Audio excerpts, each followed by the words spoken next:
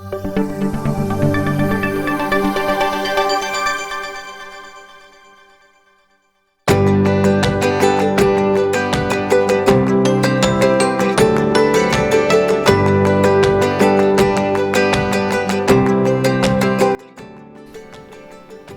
right, so let's take a look at the Unit 7 discussion over strikes between 1877 and 1894. Depending on which class you are and which discussion I assigned you, just kind of follow along with which problem was yours and see how well you did on anticipating and kind of predicting what actually happened. So here are the outcomes from them. For the first one, we have, are you going to strike in 1877? This is known as the Great Railroad Strike of 1877. Now, some of the consequences from this particular strike, remember, this is kind of early on, and I wouldn't really call it the progressive era, but I mean, let's face it, strikes are kind of part of this progressive idea that, maybe workers' rights and some happiness should be considered. Let's take a look at it. So there was no central union, there was no official strike committee, therefore there really was no centralized discipline or level expectation for the strikers. It soon spread to other railroads throughout Pennsylvania, went on into Buffalo, New York, Chicago, Illinois, and on along to other cities along these railroads. The mobs of strikers actually ended up destroying property, including a lot of the railroad cars themselves, the tracks transporting them, building other logistic storage places.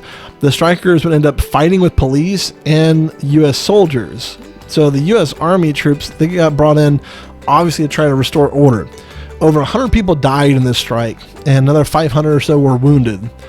Many strikers were fired, obviously, and others got rehired, but at lower wages than they initially had. How do you like that?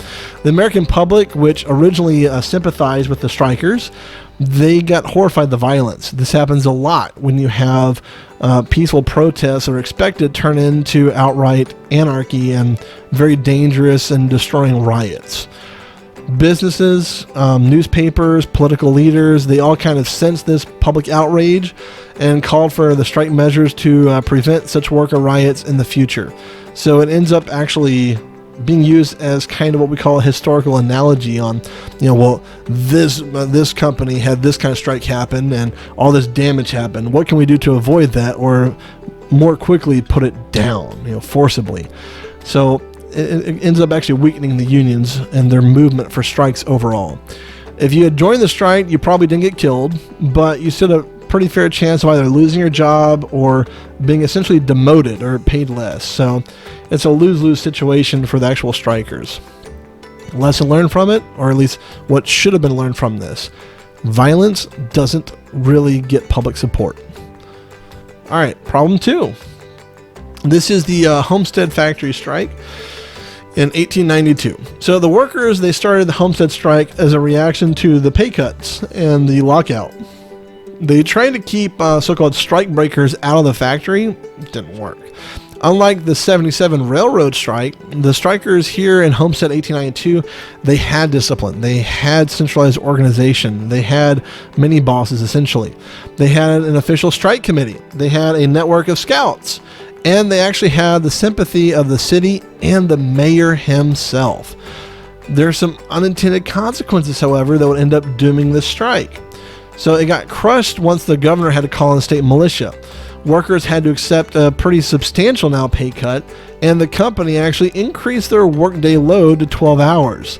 Many workers got fired and blacklisted. Union membership declined from 24,000 in 1892 to a decade later, less than 7,000. So we're talking something in the neighborhood of around 66-70% drop in union membership within 10 years after the Homestead strike. It ends up that unions just weren't actually working, or in this case, strikes weren't working. And that's not to say every union's like that, because there are plenty of union successes later on in the progressive era, as you probably know. But the idea of actually having your workload increase to 12 hours and getting paid less, or getting fired and blacklisted, that can be pretty detrimental to families. Remember, even if the managers and the bosses didn't necessarily like each other or were in heavy competition with each other, once you're blacklisted as a troublemaker or a striker or a very violent striker or union man, they talk. And getting blacklisted is one of the worst things that can happen in any career industry. Some of the unintended consequences of this Homestead strike. Well, the strikers used violence against the Pinkerton detectives that Frick had hired. They killed 7 of them. Murder, let's face it. The press reported on the violence. This turns public opinion against the strike. And although many people, even after the press had kind of said, this is what's going on, supported it, there wasn't that much public support for it. Frick appealed to the governor of Pennsylvania, who ended up sending around 8,000 or so state militia to restore order. Militia also provided protection so that the working strike breakers could enter the factory. On July 23rd, 1892, an anarchist named Alexander Berkman, where did this guy come from? He tried to assassinate the manager at Homestead, Frick himself. And Berkman had nothing to do with the strikers. He wasn't connected to them. But since the public connected him with the workers, even more sympathy left the strikers and rose for Frick. So, again, there's really no real connection between Alexander Berkman, who tried to assassinate Frick, and the union bosses. We've never been able to find a legitimate connection. But just the perception of it can be detrimental. On to the next problem, 1892 Coeur d'Alene. So the workers here in Idaho, I believe, they go on strike. They led to violence for the mining district. The miners were at a pretty big disadvantage because they had no single union. They had miniature minor organizations and whatnot, but they weren't really organized, and therefore they didn't have a lot of discipline either. So, unintended consequences here. Without that kind of central leadership and central discipline and level expectations for everyone, miners went rampant. They killed a lot of strike breakers who were brought in to replace their labor while they were on strike. They hurt a lot more. The public turned against it because, let's face it, violence doesn't really work for the public, especially at this time. This ended the strikers' chance for ever having a remotely favorable outcome. And the governor of Idaho would end up ordering in the National Guard. And he said, hey, restore order by whatever means necessary. So martial law was actually implemented in the city. It was pretty bad. The pay cut remained. For some, it actually got worse. And the strikers, most of them got fired, especially if you were seen as being one of the guys who was doing the violence. You're gone. So that was a pretty detrimental strike as well.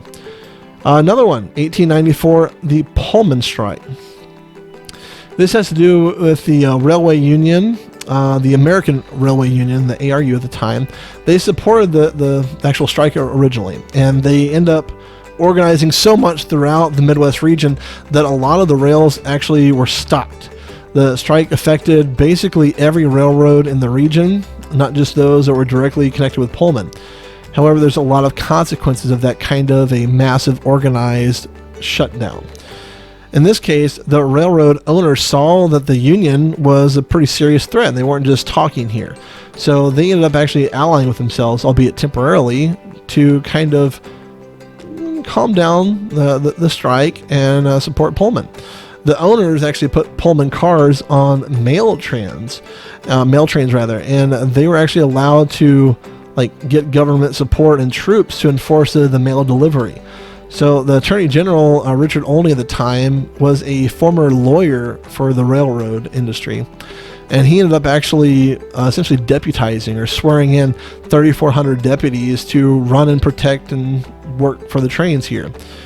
Eugene Debs, who's going to come back quite a bit during this time, the head of the American Railway Union, tried to keep the strikers peaceful.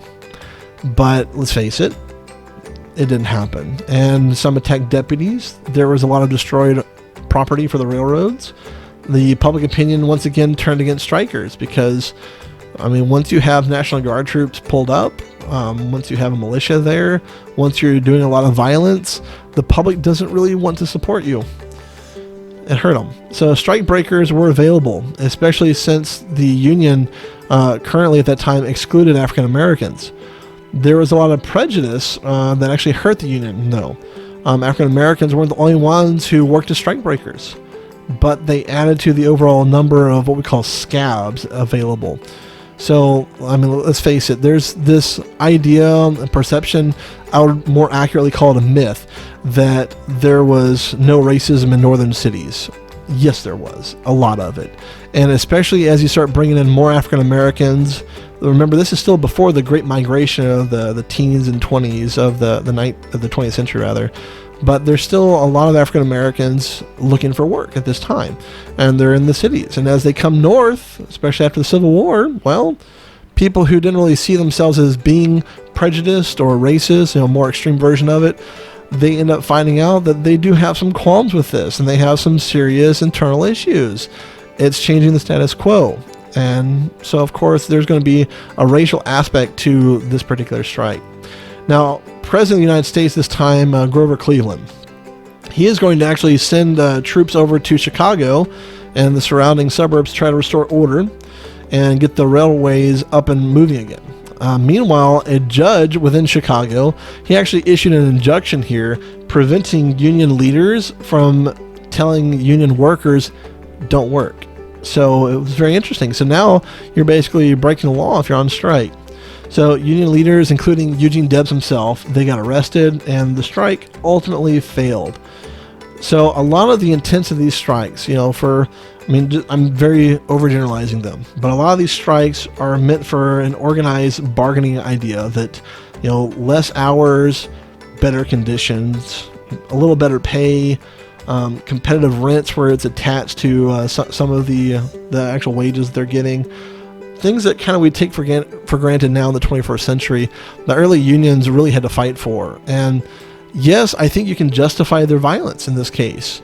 Not to the point of, destroying hundreds of thousands of dollars and potentially in today's money, millions, maybe even the billions, who knows, of property. But certainly you can get the idea of there being some pretty forceful strikes at this time. Like, it needed to happen, I think. But public perception wasn't quite ready for that. There's this idea in political science and history that incrementalism tends to work well with really substantial changes.